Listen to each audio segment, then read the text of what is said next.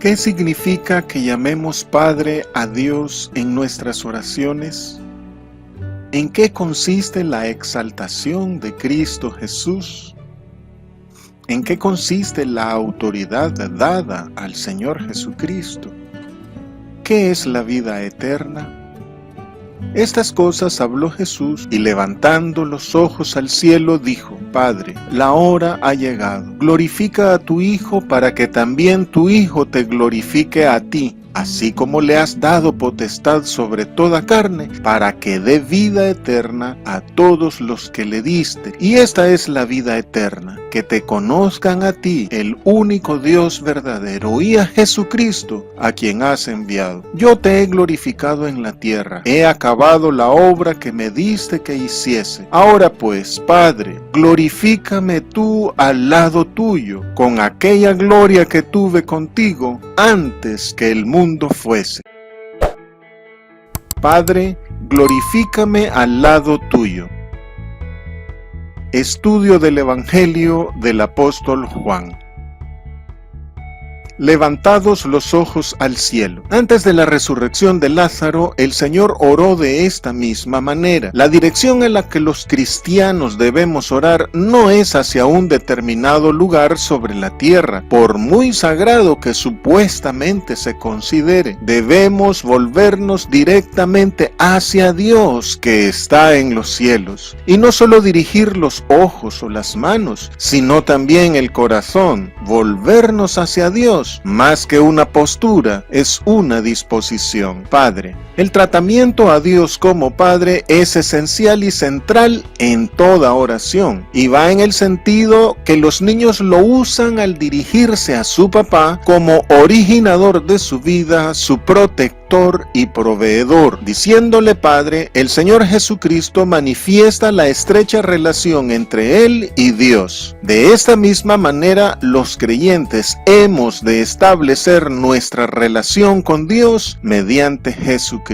Esta actitud del Señor evidencia que el tipo de revelación que Él nos da no es solo teórica, sino que nos impulsa a una comunión práctica y vital con Dios a través suyo. En esta oración el Señor Jesús no solo le llama Padre, sino también Padre Santo y Padre Justo, enfatizando dos de las virtudes de Dios. En toda la Biblia, solo del Señor Jesucristo se recibe este tipo de revelación acerca de Dios, en la que se observa un tipo de conocimiento y un tratamiento muy cercano con Dios. Otra oración pública que realizó el Señor Jesús con el mismo tratamiento de cercanía con Dios fue cuando alabó al Padre por dar su revelación a los niños. Ha llegado la hora. Tras la entrada triunfal a Jerusalén y a causa de unos griegos que le buscaron, el Señor también dijo que había llegado su hora de ser glorificado en la cruz. Ahora, a pocas horas de su cumplimiento, repite que ha llegado la hora de su muerte en la cruz, el momento de cambiar las cosas en el mundo. Es la hora del juicio del mundo, el momento de echar fuera a Satanás y de salvar a los creyentes. Es la hora de consumar su obra redentora. Es la hora de glorificar al Padre y de ser glorificado Él mismo por el Padre. Y es hora, sobre todo, de volver al Padre. Glorifica a tu Hijo. El Señor Jesús está ansioso por cumplir la misión de la cruz que el Padre le encomendó. Su muerte expiatoria en la cruz es el momento de su gloria máxima. Los apóstoles Pedro y Juan indican que la glorificación, el ascenso o la exaltación de Cristo Jesús empieza en la cruz. Por su parte, el apóstol Pablo cuenta la cruz dentro de su humillación o descenso, y el apóstol Mateo señala que el Señor obtuvo todo el poder o la gloria hasta después de su resurrección. Pero esto no es una contradicción, sino que es un asunto de enfoque de los acontecimientos, que depende del contexto del mensaje que están entregando y de la interpretación teológica de los sucesos salvíficos. Por otro lado, es interesante notar aquí que Dios no comparte su gloria con ningún otro. Sin embargo, el Padre la comparte aquí con Jesucristo, su Hijo. Se evidencia pues que Jesucristo es Dios y que, como se indica en Proverbios, la sabiduría o el verbo está asociada a Dios. Ahora bien, el Señor Jesús no pide que su Padre le glorifique por vanidad, sino porque al glorificar al Hijo, el Padre es glorificado, ya que ha hecho su voluntad. Toda la obra del Señor Jesús, especialmente su muerte obediente, ha sido para la gloria de Dios. Y todo aquel que hace la voluntad de Dios Padre glorifica a Dios, y Dios le glorificará también, haciéndole entrar en el reino de los cielos y en la familia de Dios. Le has dado potestad. Los profetas Isaías y Daniel anunciaron que a Cristo Jesús se le daría toda autoridad como resultado de su obediencia a Dios Padre. No es una autoridad terrenal, política ni militar al estilo de los reyes del mundo, sino la potestad de dar vida y vida eterna a quien Él quiera, tal y como solo el Padre puede hacerlo. El Señor también tiene pleno poder sobre los espíritus malignos y sobre todas las demás cosas. Incluso tiene poder para juzgar, aunque no lo ejerce por ahora, porque en Dios la salvación tiene prioridad sobre el juicio. El apóstol Mateo indica que a Dios el Padre lo conocen solo aquellos a quienes el Hijo se los ha querido revelar. Así pues, quien concede el derecho al que le recibe de ser llamado Hijo de Dios es Cristo Jesús, el Verbo hecho carne, y Él salva a quien Él quiera, en conjunto con el Espíritu Santo que sopla donde quiere, y con los que el Padre le ha entregado, los cuales obedecemos a su voz. Y este poder plenipotenciario otorgado al Hijo es sobre toda carne, con el fin de darles vida eterna. Esto implica el carácter universal de la salvación y del poder salvífico de Cristo Jesús. A todos los que le diste. En el manuscrito griego no dice todos, sino todo, lo cual indica que el Padre ha puesto bajo la autoridad de su Hijo Jesucristo no solo al género humano, sino a toda la creación. En cuanto a las personas, el Señor Jesús ha dicho que quien llega a Él es porque el Padre se lo ha enviado o se lo ha dado. A todas y cada una de estas personas, Dios el Padre las ha puesto bajo la potestad o autoridad del Hijo para darles vida eterna. Y así será, si le reciben creyendo en su nombre, si le confiesan como su Señor y además si creen que Él resucitó. Y respecto de todas las cosas, la Biblia se refiere a toda la tierra que, siendo corrompida por el pecado del hombre y por lo cual ahora produce espinos y cardos, está incluida en la redención. De aquí que el apóstol Pablo exclama diciendo: la creación gime a una y a una está con dolores de parto hasta ahora, esperando la redención. Pero el ámbito de todas las cosas va más allá del entorno terrenal. El objetivo general de la salvación otorgada por Cristo es reconciliar consigo todas las cosas, así las que están en la tierra como las que están en los cielos, haciendo la paz mediante la sangre de su cruz. Esta es la vida eterna. Al inicio del Evangelio, el apóstol Juan había dicho: esta es la condenación. Ahora nos dice: esta es la vida eterna. En los versículos 2 y 3 del capítulo 17 se hace evidente un cambio brusco en la redacción, donde el Señor Jesús se refiere a sí mismo en tercera persona. Luego, en el versículo 4, la redacción vuelve a estar en primera persona. Resulta extraño que el Señor se llame a sí mismo como Jesucristo, pues en tercera persona Él se llama a sí mismo Hijo de Hombre. Además, el nombre Jesucristo es esencialmente dado por por la Iglesia. Por esto se considera que aquí el apóstol Juan hace una pequeña intervención explicativa en medio del relato de la oración del Señor en el Getsemaní. En 1 Juan 5:20 el apóstol Juan hace una inserción parecida, afirmando lo mismo, que Jesucristo ha sido enviado por el Dios verdadero y que la vida eterna es conocer al Dios verdadero. Algunos comentaristas consideran que en realidad es una inserción de los copistas, que con intención doctrinal y a manera de fórmula buscaron establecer el monoteísmo, el mesianismo de Jesús y su carácter de enviado al mundo. En todo caso, haya sido el apóstol Juan o los copistas, este pasaje, aunque insertado, no deja de ser doctrinal y teológicamente válido, pues contiene verdades fundamentales de la fe cristiana. Que te conozcan a ti. Algunos supuestos teólogos creen ver aquí una influencia gnóstica,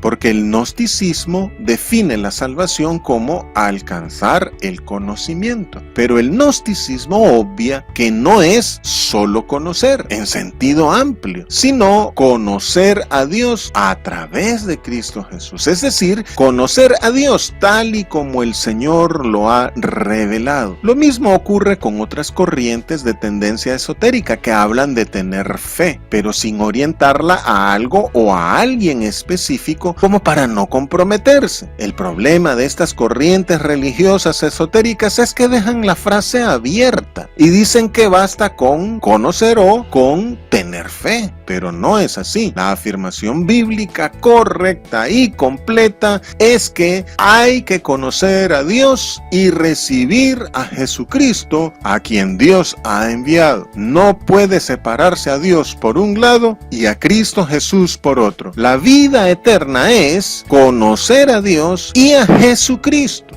La vida eterna consiste en tener al Padre y al Hijo. Por tanto, lo importante no es solo conocer o solo tener fe, sino que esta fe sea en Cristo. Cualquier otro sujeto u objeto de fe diferente a Cristo es equivocado e idolátrico. Conocer a Dios en Cristo es el único conocimiento que da vida eterna. Todos los que decimos que conocemos la voz de Jesucristo debemos tener una relación personal con Él. Conocer a Dios no es solo saber que existe o saber quién es informándonos acerca de Él. Conocer a Dios es saber cómo es Él. Y conocer al Padre es el objetivo de la obra salvífica del Señor Jesús. El primer paso en el proceso de conocer a Dios es reconciliarnos con Él a través de Jesucristo para entablar una relación íntima con Él como nuestro amoroso Padre. El mandamiento de Dios es vida eterna, por lo que conocer a Dios es obedecer sus mandamientos,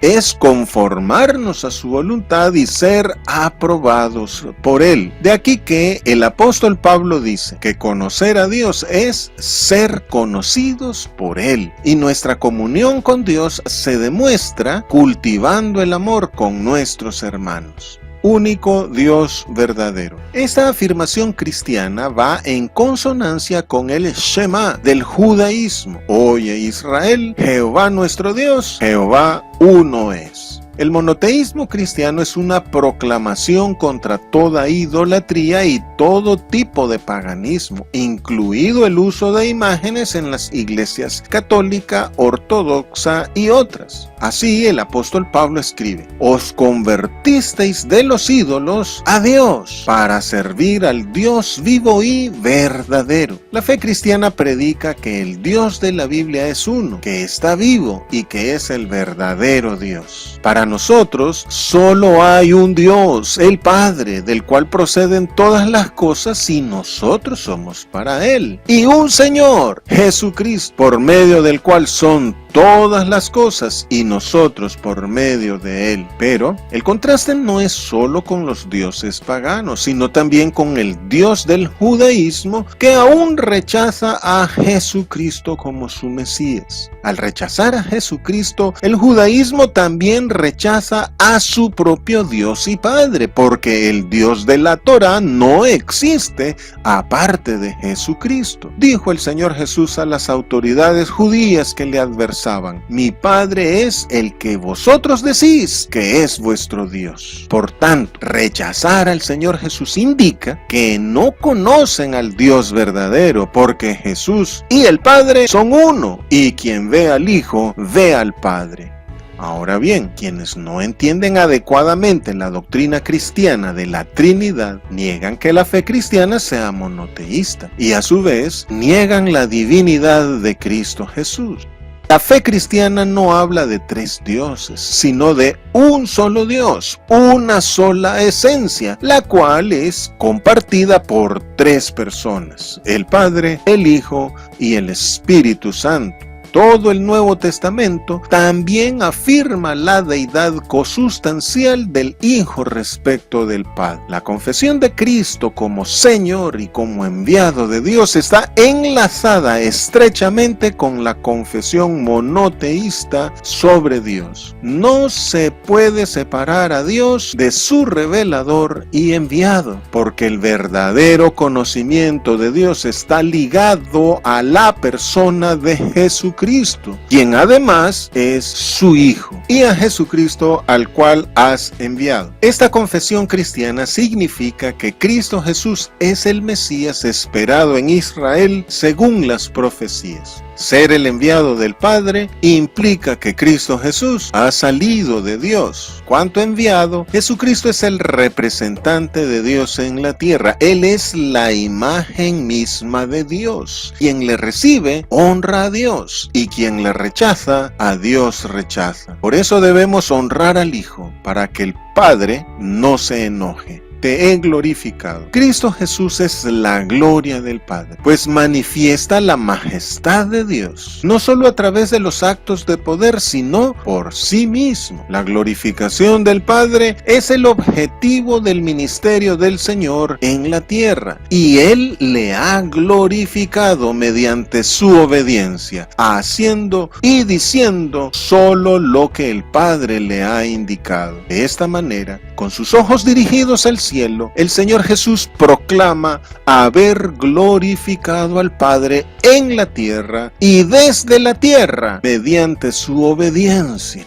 Y al igual que el Señor Jesucristo, nuestro alimento debe ser el hacer la voluntad de Dios. He acabado la obra. Hebreos capítulo 10 versículo 7 indica que el Señor Jesús dijo: He aquí que vengo, oh Dios, para hacer tu voluntad como está escrito de mí. El Señor Jesús ya ha realizado todo lo que el Padre le ha enviado a hacer. Ha revelado su gloria, su nombre y su palabra. También murió y resucitó. Y en la cruz exclamó: consumado es. Así, el Señor Jesús hizo la obra de revelación y redención que Dios le dio que hiciese. Toda la obra de Cristo Jesús ha hecho visible la obra de Dios con los hombres. Por eso, todo lo que el Señor Jesús realizó da testimonio que el Padre le ha enviado. Y por eso también nuestras buenas obras igualmente deben ser hechas en Dios, para que Cristo Jesús sea glorificado como Él ha dado la gloria al Padre.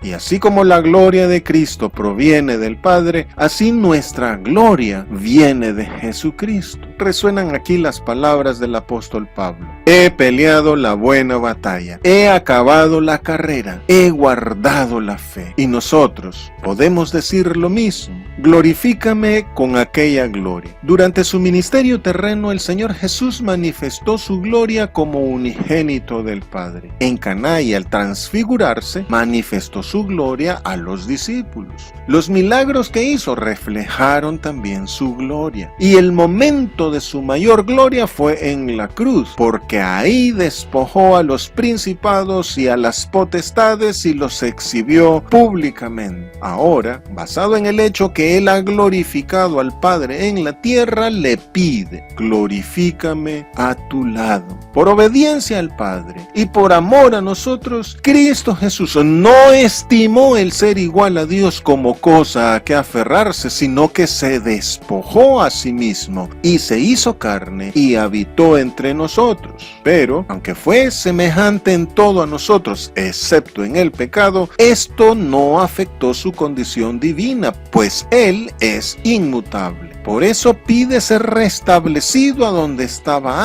antes que Abraham fuese, antes que el mundo fuese, es decir, a la condición anterior a su encarnación. Esto da a su misión salvífica hecha, una vez y para siempre, un carácter eterno, de permanente vigencia, lo cual asegura un futuro eterno para los que en Él creemos. El que el Señor pida regresar a su condición antes que el mundo fuese, habla de su preexistencia, algo que el apóstol Juan ha establecido antes y confirma ahora. Por esto el mensaje de Cristo Jesús no se puede entender mediante las categorías del mundo ni con criterios meramente humanos. Cristo Jesús viene de la esfera divina y durante su existencia sobre la tierra siguió siendo de esa esfera a la que ahora pide volver.